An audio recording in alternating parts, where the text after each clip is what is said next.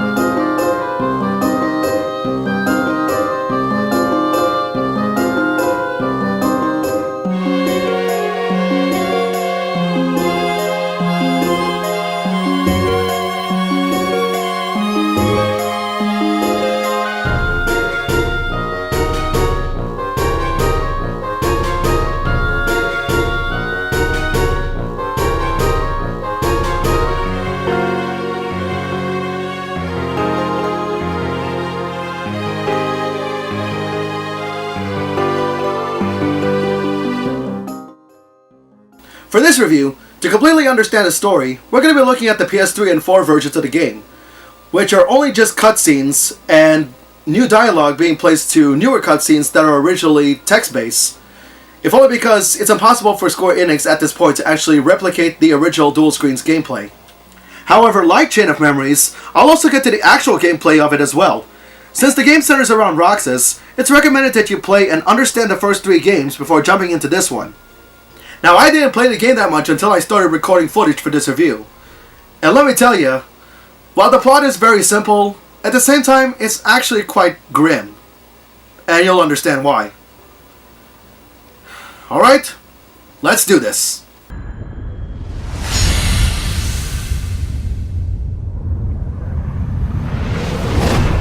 The game is an interquel between Chain of Memories and Kingdom Hearts 2, as we've already seen Sora's hibernation and Riku's road to redemption.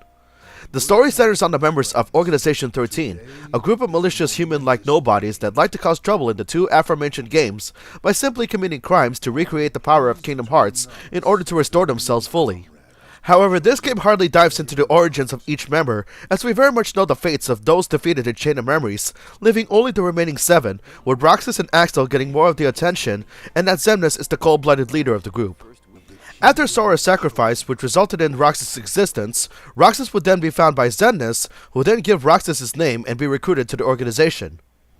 As each days pass by, Roxas seems to make quick progress of becoming a strong assassin for the organization upon wielding the Keyblade, while he still wonders why and how he does so. Roxas would eventually form a friendship with Axel, who would think of Roxas as a younger brother that he would look after, and they would often find themselves atop Twilight Town's clock tower, eating sea salt ice cream during their downtime.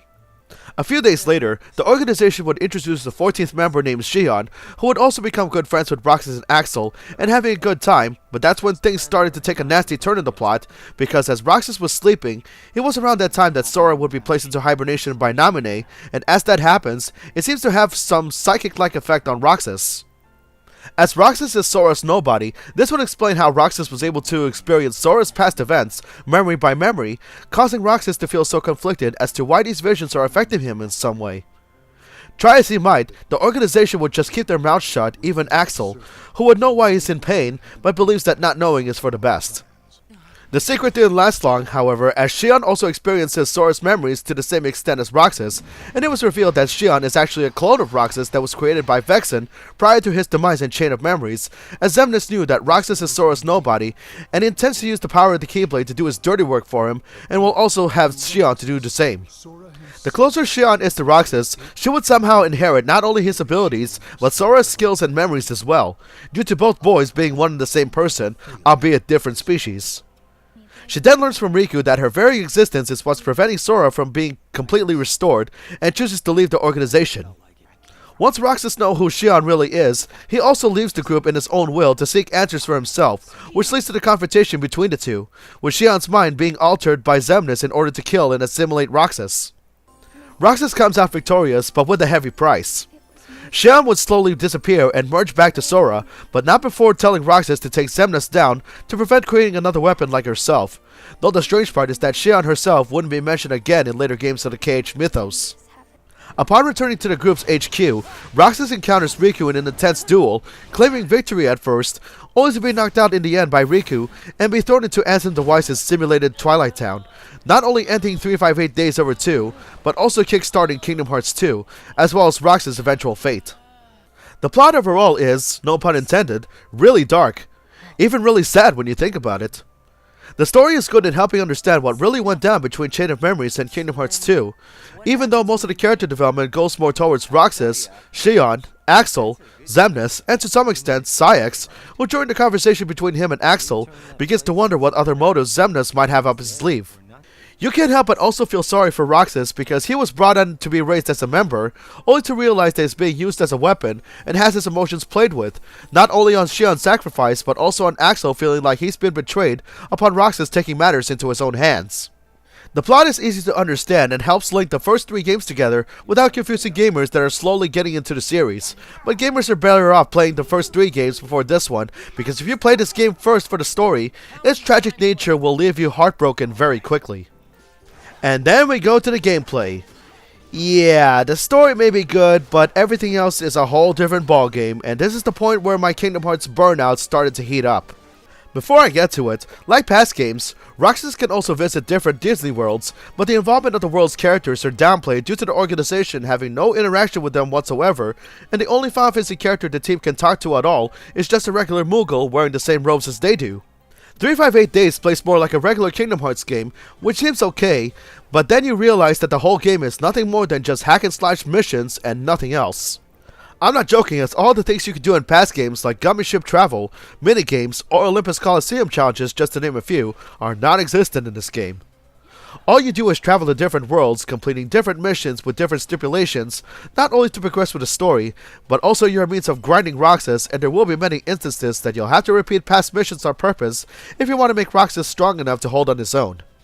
In addition to the actual campaign, there's also a mission mode where you can play as any of the 13 members, somewhat adding more variety if you wish to experiment than just Roxas, and as you progress through the game, you can also unlock Shion, Sora, Riku, or the 3 Musketeers, and you can play this mode with up to 4 players, if you have 3 other friends with both the handheld in the game.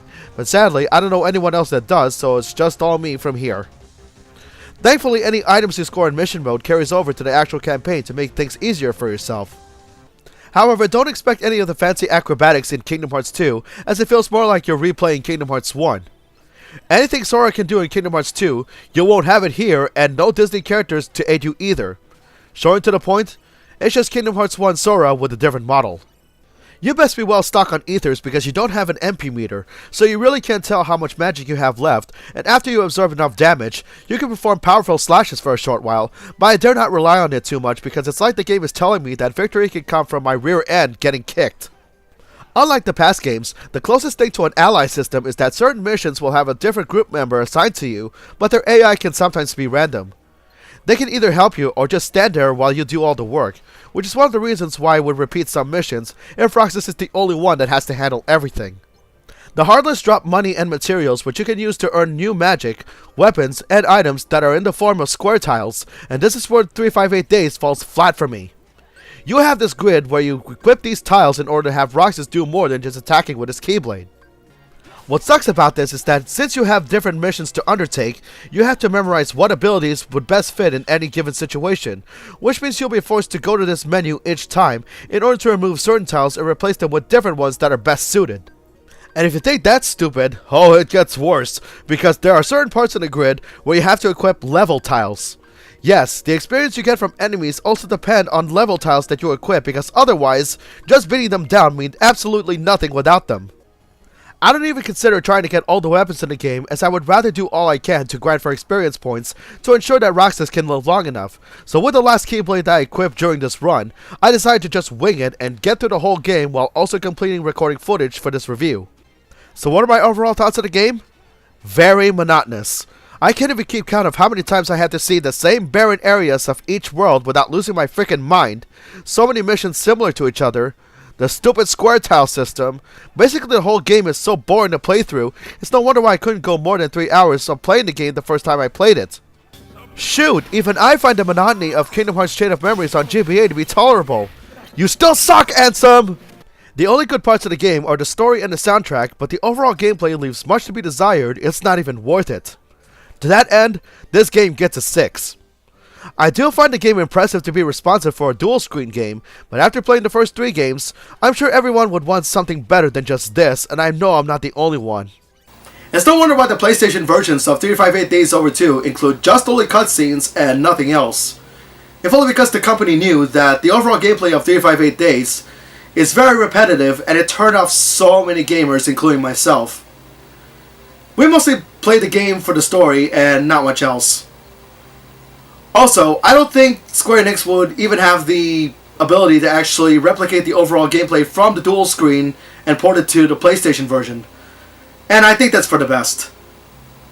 But thankfully the next game in the marathon will uplift my spirits. Just a little bit. So up next in the marathon, we're going to be looking at the prequel, at the time, Kingdom Hearts Birth by Sleep. And we're going to be looking at the Final Mix version, along with its lost chapter on the 2.8 disc. Until then, this has been Musashi X, and I bid you all farewell. Take care, and stay tuned.